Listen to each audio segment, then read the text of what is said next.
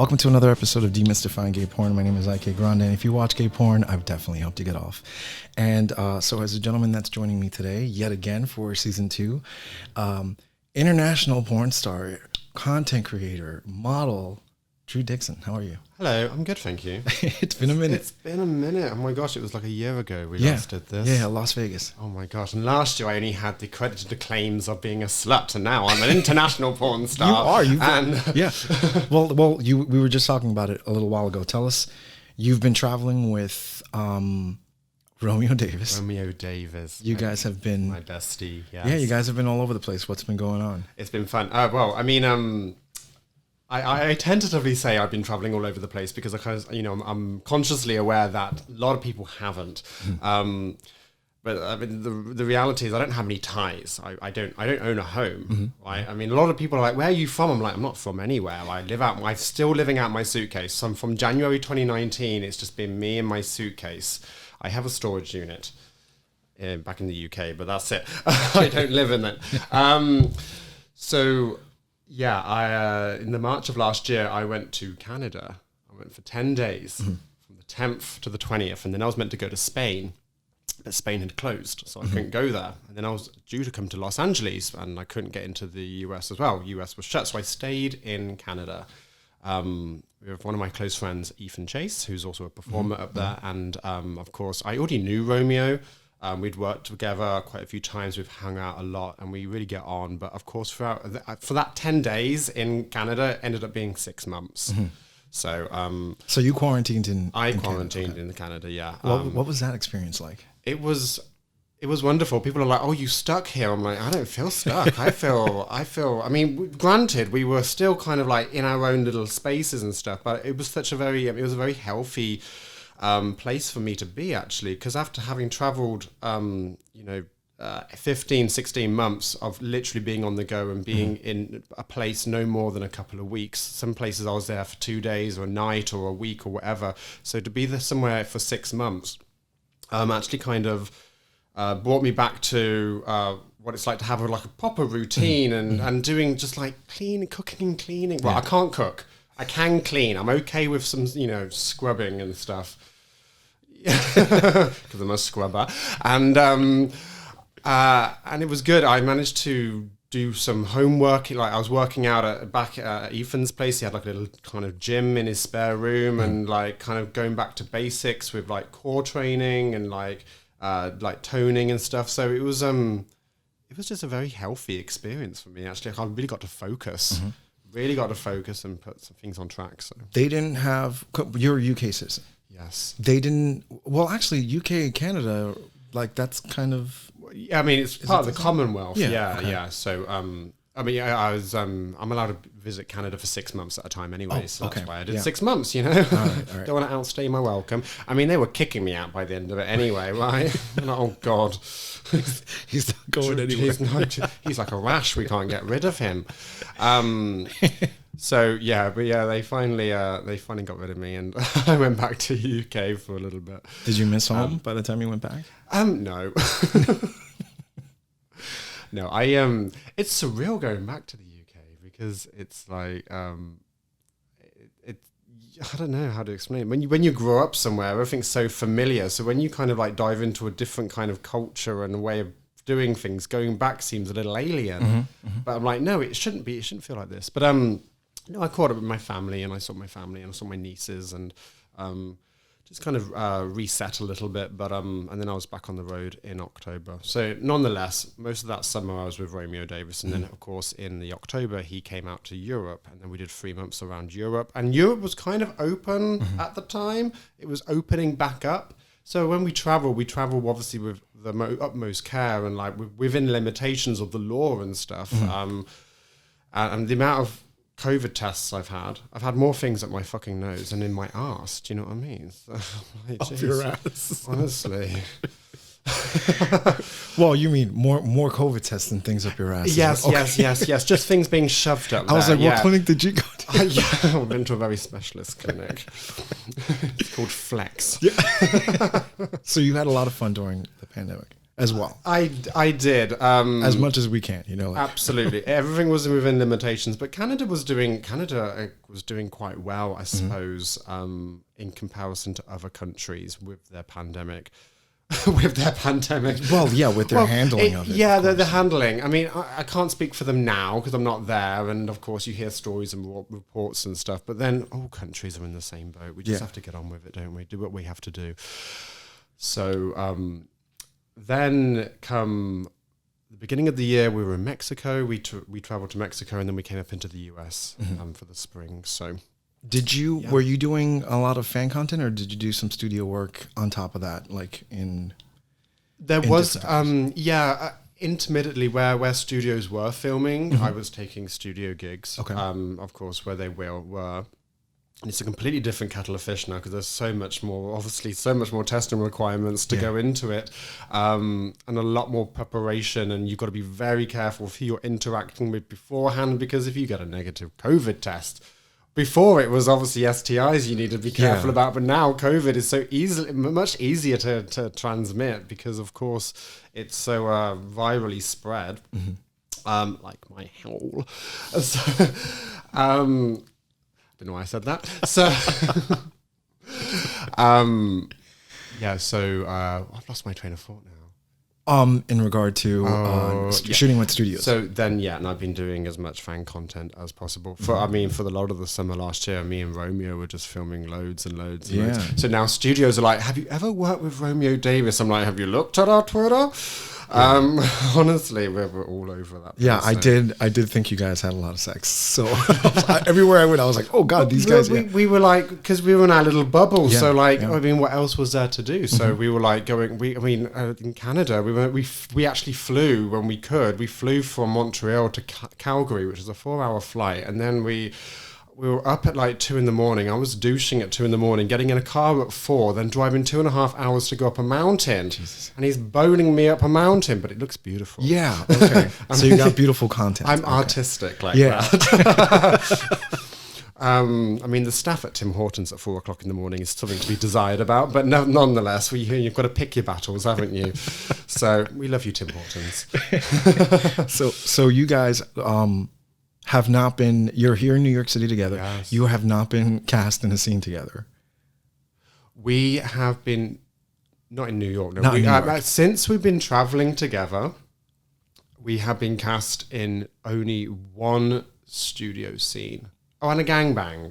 Okay. There was quite a few tops. So he was, that was one scene. And then there was another one where we were put together. And we do actually say to the studio, said, look, you are going to get a great scene because we just know each other so well, and we know what works and we know our limits and stuff. It's going to be a fantastic and easy scene. However, it may not be anything new to the audience.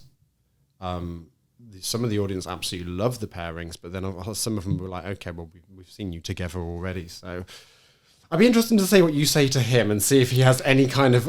I'm sure. He'll be like, I hate working with Drew. Not like that, because of course he's got a Canadian accent. You should get him to do a British accent. Really? Okay. Yes. I will. I'll have him do it tonight. Please get him to do a British accent. Yeah. What was... Because you've had the luxury of seeing a lot of different places during this crazy time. What was the craziest thing you saw out there? And not even like sex-wise, or sex-wise if it was. If there are any moments that kind of stand out. Like the most, so is the most surreal, in terms of the pandemic, the most surreal feeling was when I did go back into London for a brief period of time, and having knowing London quite well, and then going to like Piccadilly Circus, which is one of the busiest hubs like in that city, and just feeling how empty it was. That was surreal. We've obviously had to deal with, like in Barcelona, they had 10 p.m. curfews. So again, like after 10 p.m. and just like looking from the balcony down at like La Ramblas type thing, which is normally heaving, just absolutely quiet. And also in Spain, they were very heavily policed. Madrid and in Barcelona, just seeing the amount of cop cars going around at like 8, 9 o'clock, getting people ready to get home. They're not causing, there's no drama or anything. Yeah. They just want to make sure that they are like, we are enforcing this rule and this is what we're doing. And eating has been a challenge. Yeah. Because like sometimes I'm in an apartment that has a kitchen and I can't cook. I made Romeo a bacon sandwich once in Berlin and I almost set the place on fire. The smoke detector was going off and the bacon was burnt and I still made him eat it. I mean, he's eaten worse. He's eaten my ass. Do you know what I mean? So he had that sandwich. And then, I'm just about good with cereal. So on the flip side, then when you're in hotels, it's like, well, you're relying on Uber Eats. Mm-hmm. Sometimes Uber Eats just doesn't turn up. Is this in different countries? Or Miami's the worst. Sorry, I'm calling you out, Miami. Miami Uber sucks. It just does. Well, if that's the least problem you had with Miami or Florida, you're pretty lucky. Okay. Yes. I didn't come away with my food or COVID, so I guess that's a win. So yeah, it was. So that's the real first world problem, should I say? I sound so trivial moaning about Uber Eats and not being able to cook. I should obviously learn how to cook. You're busy. You have a lot of things going on. It's what am I gonna make? Yeah. And also, you haven't had your own personal kitchen. If you have, when you do, you said when you did stay in places for a good period of time, you kind of get into the right. Yeah, I in Canada. So my 6 months in Canada, I managed scrambled egg. Okay, that's a start. Good. Scrambled eggs are not. They're not as easy as everybody thinks they are. Right. They're soft serve. They're a bit wet. But, wet is fine. That's hotels do them a certain way, then people do them at home. So, and that's something that I learned actually in Ecuador. I went to Ecuador 2 years ago. Okay. And that's when it finally stuck. I was like, why are their eggs so much better? It's because they do a soft serve because they leave it cooking. So if you get there earlier, it kind of isn't as hard and clumpy as it gets when you get there later. Okay. I know. Scrambled eggs, guys. But where's Martha Stewart when you need her? What we were talking about content, right? Fan content. Yes, so you've gone out and you've shot a good amount of content just in case there's another pandemic. Yes. Not to cross the line of me sounding too whorish. Yeah. But yes. I have filmed as much as I can. Well, at the end of the day, I go where the wind takes me. So I have the freedom to kind of get up and go where I can and when I and do what I need to do and and not have any limitations. So, but there may be a time that I like, well, you can't come to this country, you can't do that, and I might have to just go back to the UK. And there isn't really any industry in the UK apart from and I can film fan content there, but of course it's the UK has been this year very heavily closed, and of course they're just getting things back up and running. So if I have to go and sleep on my brother's sofa for a month, I know that I've got stuff to edit, I've got stuff to post. I mean, I'm committed to my fan pages for 3 posts a week. So they're getting... Oh, wow, jeez. Right. 3 posts a week, that's awesome. I give them 3 full scenes a week, and it's only $9. How long are these scenes? That's a lot of content. That's more than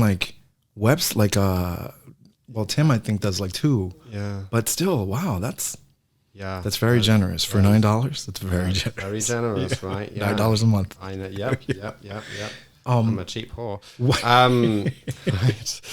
So, but I love it. The thing is, I get to work with so many people. The thing is, if you're in Madrid, I was in Madrid for 10 days. I'm like, I may not be back in Madrid. Yeah. So, and I'm douched. Yeah, I know. You from the last podcast, I remember you saying you're going to be ready to go because I brought the douche just in case, and then I was like, no, he's not going to. He'll be fine. I'll be fine. Yeah. Well, no, I'm like, come on, I'm a bottom, right? So if I'm douched for one guy, then I'm douched for the next 4 guys that come in after. Yeah.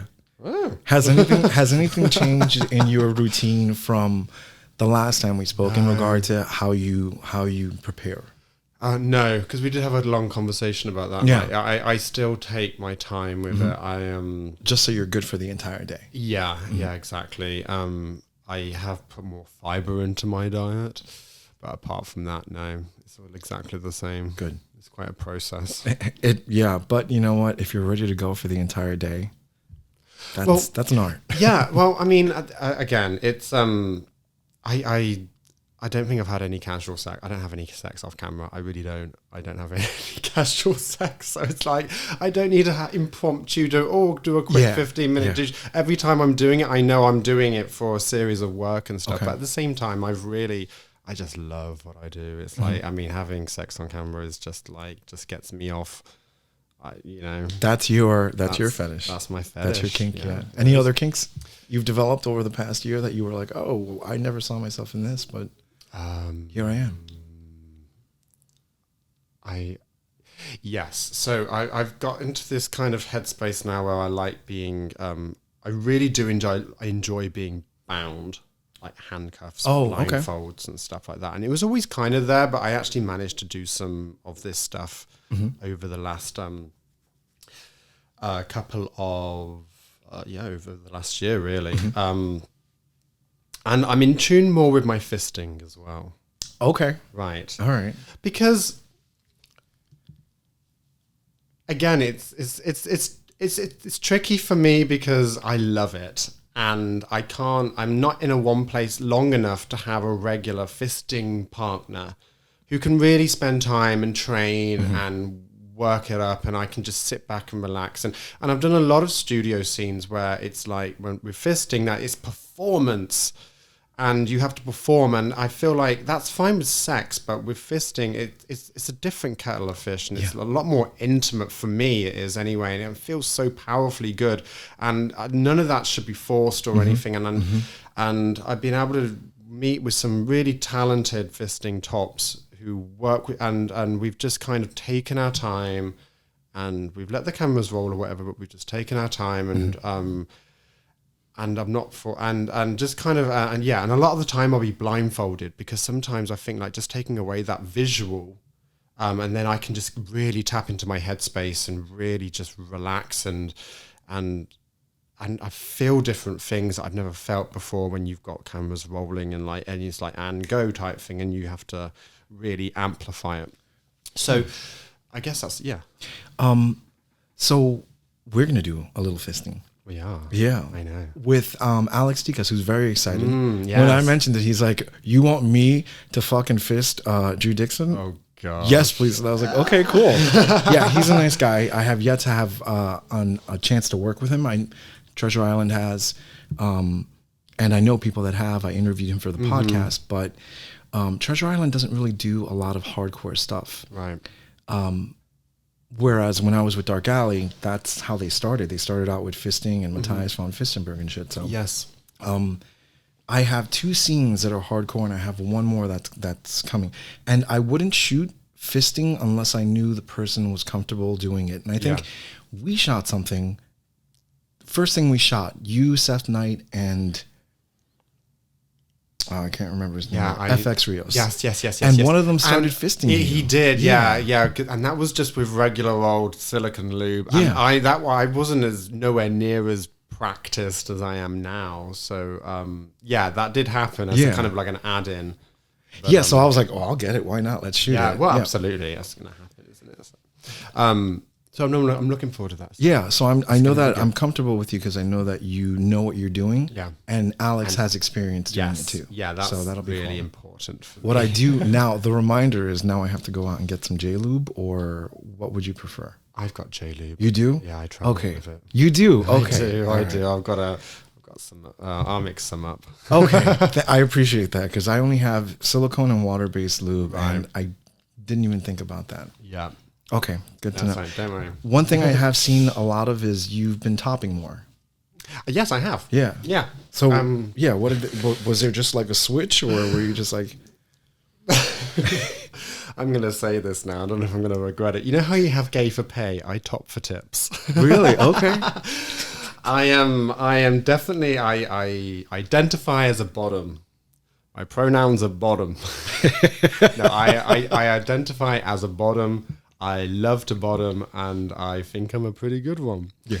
That being said, on my travels, when there are some guys that I want to work with, and they're also a bottom, so someone's got to give, right? Yeah. Something, and I want to work with this person, and I want to be able to put that, you know, and bring that to my fan pages and bring that to my fans. So and because also like when like a studio probably won't ever pair us because they know that we're both bottoms. So it's like, therefore, I'm happy to say, hey, look, I want to top you. Yeah, I do enjoy it. I really do. That's actually a really good marketing thing for yourself for fan sites, because you are right.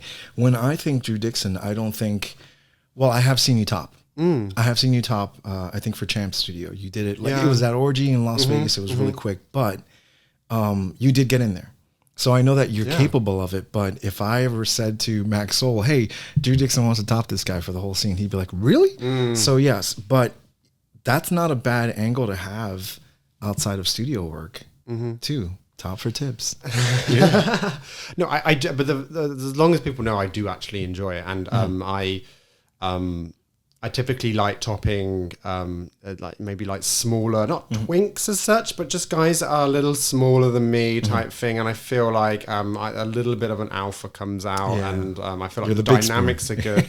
And I know it's good because a lot of the time, like I'm fucking a guy, and I'm like, oh my god, I'm gonna come like 2 minutes into it, because that's why I kind of came away from topping in the first place, because in my personal sex life years ago, back when God was a boy, I would like be topping, and I would like come in like 2 minutes. I'm like, oh my God, I'm so like embarrassed. I'm like, well, I'm going to bottom more. That way I don't have to worry about the stress of coming too quickly. But now I've kind of got it under control. Well, that's cool. I've seen a therapist. He's been very generous. When it comes to your fan content, what is the worst part, or what is the most difficult part of creating fan content? And that's pre-production or post. Like what really just Oh gosh. Because you're a producer now. I am. You're your own studio now. I don't think people realize how hard it is to actually get models to commit. You would think they would be committed. Yeah. But you do get the occasional flakes. And I say that in this, people flake on Grindr, right? Yeah. You know, so, and then they certainly flake when it comes to fan content. Don't get me wrong, I've had a couple of situations myself where I've had to cancel because there's been complications or whatever, and they're out of your control. But I get people that just go AWOL, and I'm very forward-coming with my communication. I'm like, hey, you know, and I have a schedule. I have an Excel spreadsheet. Yeah. I had one last year. I'm not sure if I talked about it. I love talking about my Excel spreadsheet. It's wonderful. But on that Excel spreadsheet, there is a calendar, and there is dates and times, and there are things booked in, because, you know, as I said, I need to capitalize my time. Yeah, it does make sense now. You know, get that Filofax out. And so I'll be like the day before, like, hey, we still on for tomorrow? Yes. The morning of, we're still good for 2 o'clock? Yes.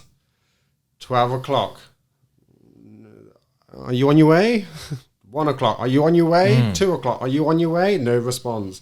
And then like 2 days later, they're like, oh, I'm so sorry. What? Yeah. What? No. Yeah. Hey, that does actually happen. And God, so even, and I say this with nothing but admiration, even Drew Dixon gets fucking shafted. Yeah. What? Oh my gosh. Yeah. So that happens, but I then also you get some people that get nervous. They turn up and they get nervous, and I'm like, oh, okay. What about I try and make people as relaxed as possible. Yeah, it's important. I feel like I'm very kind of like approachable, and I try and make people feel as comfortable as possible. But unfortunately, some people get into their heads a little bit, and then they can't perform. But we can make that work. It's all in the edit. It's so it is. It's very interesting to see or to talk to models now and have them kind of understand the idea of. But the thing is, you guys got it harder. Like there are studios that don't put the casting together, like it's not just one person putting casting together, doing the production, doing the editing, posting it. Like you guys are a one-stop shop at this point. And that's what separates the ones that are going to succeed and the ones that are not. How do you find post, like editing? I really enjoy it. I find it relatively easy because I actually have someone film all my stuff. Okay. And when he's not available, I get someone else to film all my stuff. I don't carry tripods around with me or ring lights because I don't have the capacity in my suitcase to carry them, and it's filled with dildos. So like you've got to pick one, haven't you? You have to pick. Only one's going to get stopped at TSA, and it's not going to be the ring light. Yeah, I've been fortunate that I travel with someone that I actually pay. Cool. I pay someone to film my stuff. I take the money that I earn and I reinvest it back into my business because that's what it is. It's a business. It's a great business, but it's a business. So it does make it, because it's all shot on one camera and it's not, and then I sit down on my iPad and I splice it all up and I'll get that done. Then I'll get a trailer done together as well. I've enjoyed putting my trailers specifically with some music. I subscribe to a platform that I can actually download music that is not licensed free, royalty free. Yeah, exactly. I mean, I don't want having Madonna after me or something. Do you know what I mean? Yeah, I've got hung up while I'm getting shafted. Just in the background. She's looking good right now, isn't she? Yeah, good old Madge. I know. Yeah, I was just thinking about. Funny you say that because I was listening to Hard Candy on the way here. Yes, and I love that album. And I know Madonna segue real quick, but I didn't really like the last one. I went to see the tour. Hardcore Madonna fan. Like I followed the woman. Last one was Madam X, wasn't it? Madam X. I didn't invest in that one. I went to one of the concerts, and when you're in a theater and it says the show starts at 8 and you come on at 11:30, you're going to piss people off. Right. So I stayed for a little bit, and then afterwards I was just like, okay, this is not what I expected, not for me. Okay. But Hardcore Madonna fan, why did we get on her? Oh, because she's looking good. She's looking good, and I talked about royalty-free music. Yes. Well, I assume you follow her, or you've seen her on Instagram recently. I've seen her on Instagram recently. I think it's fine. The work is finally accumulating to the point where it looks good. Because for a while it was like, but now it's like she's got the big lips.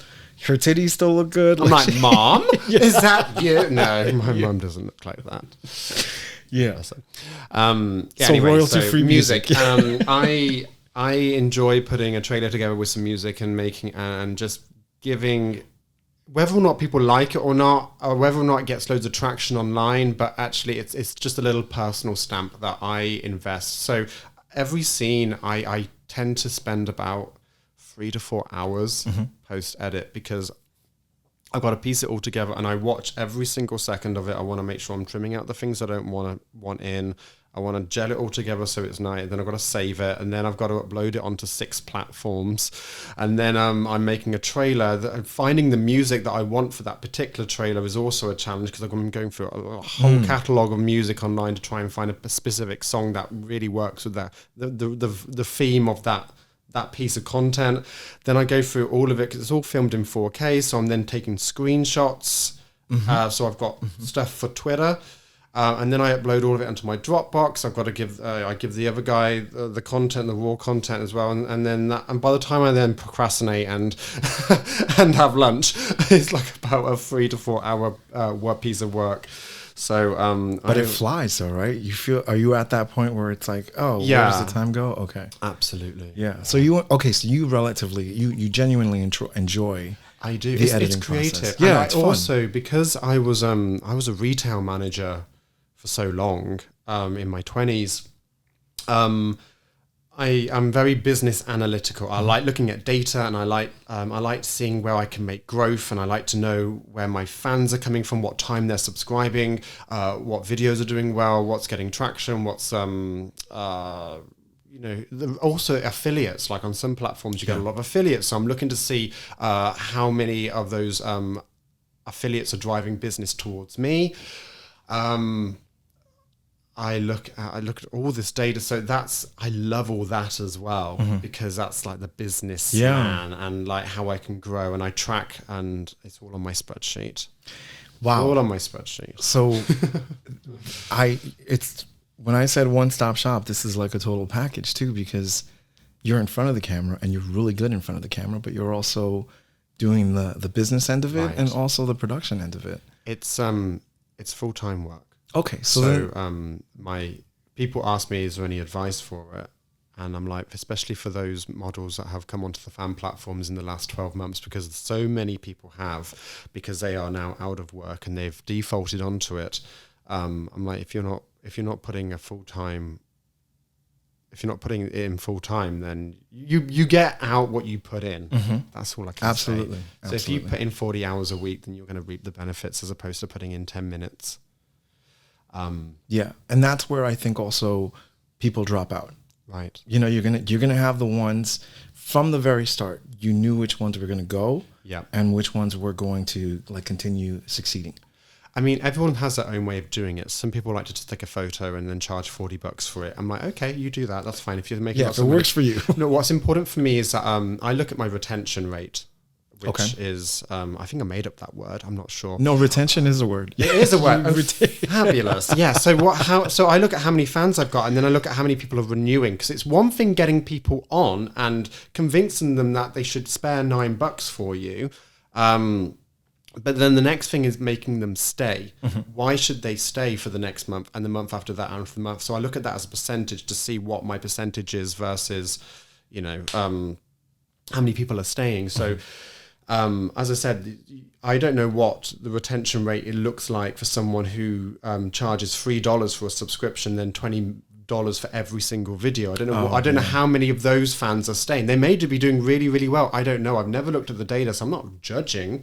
Obviously, it works for them. That's why they're still doing it. But I like to. That's why I'm giving people free videos a week for only $9, because I want them to come back and watch next month's videos and the months after that. Yeah. I want to keep them for the long run, because this is, for me, a long run. I'm a sex worker. This is what I've chosen to do, and I've chosen to do it since 2017. This is my job, my love, my passion, my career. I wouldn't want to do anything else. So I haven't just jumped onto this off the back of, I can't go and work at the restaurant tonight because it's shut. I can't go and work at the law firm because people aren't committing crimes. I'm sure people are committing loads of crimes during COVID. That was a terrible example. No, I get what you know what I mean? But so when those jobs come back, are they going to then just drop the fan pages and then default back into their previous jobs? I don't know. I mean, each to their own. But as I said, this is the reason why I invest so much and my love and time into this, is because this is my job. Yeah. And this is what I want to do. I don't want to do anything else. Well, it absolutely shows. If you were doing anything else at this point, hypothetical, what do you think you would be doing? I'll be a barrister at Starbucks. Really? Yes. Why? Everyone's happy there. Yeah, you're right. I've never met an unhappy Starbucks worker. I mean, if you are one out there, please DM me, because I'm going to slap you senseless. No, I think everyone's happy in Starbucks. I love Starbucks. It's great.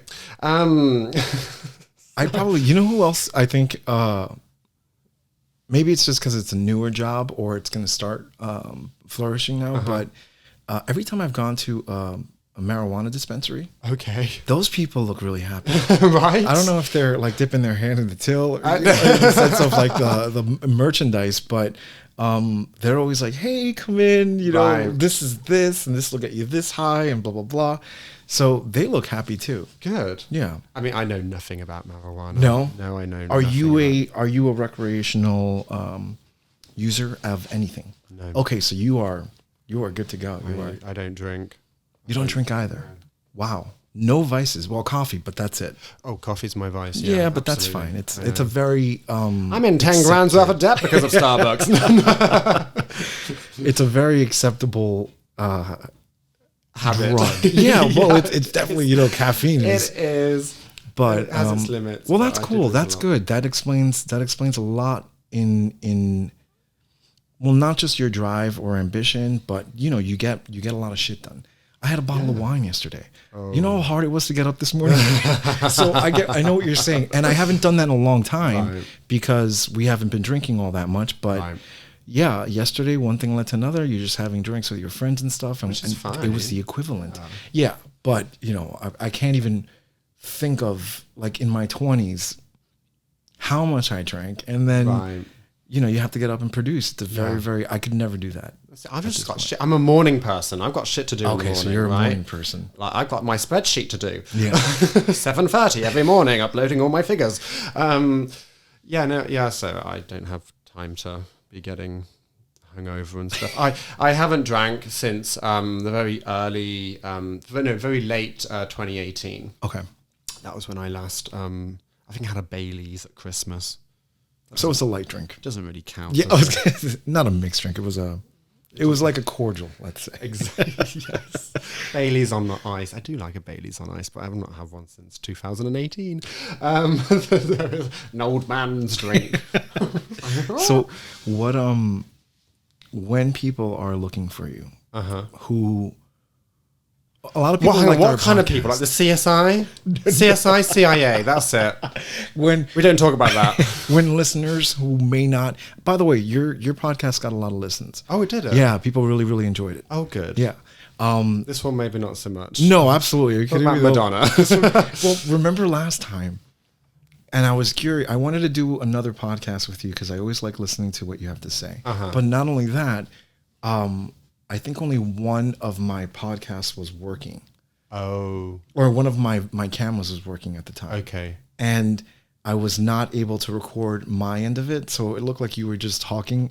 And that was on the YouTube page. He's gone crazy. Yeah, it was more because for me it was always just a podcast that was going to be audio, and then the visual aspect of it was like extra. But now people have really, really gotten on the YouTube page and they love watching it. So I remember watching it. Yeah, I remember watching it again and being like, okay, I gotta redo this one again. And here we are. But what I meant was when people are looking for you, or listeners who are introduced to gay porn or porn in general are looking for you, where can they find your stuff? Well, I went down to a little gay DVD store on, I think it was 8th Avenue here in New York City, and you'll find me on a lot of box sets. The Blue store. Do you know what? And if I was moving the DVDs to the front, so I'm there. I'm like, oh, no one wants to watch Romeo. Let's just move Drew to the front. Did you tell him that you were in the store? They love that shit. They'll take pictures with you and put them up. No, I didn't. I went in very discreet. Yeah, absolutely. I joke with Romeo though, because whenever we go in there, I'm like, "Oh, this is one of yours. It's in the sale. Is that the bargain bin?" And he's like, "They don't have mine here because it's all sold out." Sure, Jan. Where can people find me? So let's start with a Google search. You'll definitely find my images there. Let's go over to Twitter. It's Drew Dixon XXX. Instagram is drewdixon.official. And then once you're there, you'll get my OnlyFans links and my Just for Fans and many vids and Wolf Art Club channel and AVN stars and For My Fans. I got my fingers in many pies, But I feel like the fan platforms, obviously some do better than others, but of course it's like Samsung and iPhone, right? You have a brand that you like and you stick with. If you're a Samsung user, you tend to be a Samsung user. If you're a Just for Fans user, you tend to stick with Just for Fans. Or not many people that I've interacted with are subscribe to models on all these different platforms. So just pick one. Last question before we put some dick in you. No, for the 40th time. Oh, dick! Oh, yes, please, yes. Last time we spoke, we were talking about you getting more into direction. Yes. Is what you're doing, it's keeping you busy, but are you one step closer to being behind the camera or doing stuff behind the camera as well? Yes. Okay. I am. It's really funny because let me get my words out. I've done a lot of script writing. I think I was starting to do that anyway when we were last here, but I've done some script writing, and I've spent during the quarantine sitting down and with some music on and getting very influenced by kind of like, and getting very creative and trying to think of concepts. So I've got something that I really want to kind of be able to take and run with, but now it's just, and now that I've kind of saved up money, because I'm saving as much as I can now start spending it on resources and kind of create something. I haven't really done any filming so much, not yet, but having watched so much of my own stuff back, I know which angles I like. I know what looks really aesthetically good. So when I'm filming, I'm a lot more vocal whilst I'm, getting railed or filming, and I'll be like to the cameraman, I'm like, can we get this shot? Can we get that shot? Can we get this shot? And not try and like break it up too much so there's not too much stop-start, but just kind of say it in the middle, and then I'll just kind of pull that bit out of the final edit. So yeah, I've got a real clear idea of what my content, I like my content to look like, but yeah, I've got something that I really want to be able to, something very creative that is kind of beyond just fucking on a bed type thing that I want to be able to create, but it's just getting the right people involved to do it. So you are, in my opinion, you are there. Like everything that you've mentioned, everything that you've talked about, you are on par with studio or like studio based. I've met a couple of models that are on similar paths, but you got your shit together. Like, that's awesome. I think that's amazing. Well, no, that's a compliment. I appreciate that. Yeah, because everything that you're saying is right. In my opinion, from the perspective of what works and what doesn't work. Yeah, you seem to have gotten it all together. So I commend that. Thank you. Congratulations. Well, I mean, it's trial and error. I'm still learning. I'm still growing. I'm still developing. I'm still getting. I'll be my worst critic, as we all are. So we're all human. So yeah, it's hopefully we'll see what happens when we're doing this podcast next year. Yeah, that'd be fun. I appreciate. I would. I'd like to find for season 3. I've been talking about doing more of a hook you up to a mic and maybe follow you around and do something a little more active. So you kind of think of what you might want to do. I know you're a dancer. Gosh, yes.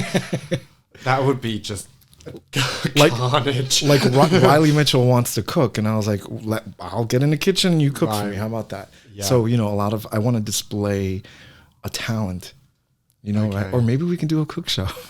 Oh my God. Could you imagine? I would love, you watch Nailed It on Netflix. Yes. I would love to go on that. I would love to go on it because it would just be the horrendous. So how about that? We will do a rendition of Nailed It. I would for season 3. That. All right. That would be the funniest thing. Yeah, that'll be fun. Jeez. All right. Well, guys, Drew Dixon, thank you so much for doing this again. I absolutely appreciate it. I look forward to our scenes today. And rock and roll. Let's do it. Take some dick, y'all. Cheers. Thank you.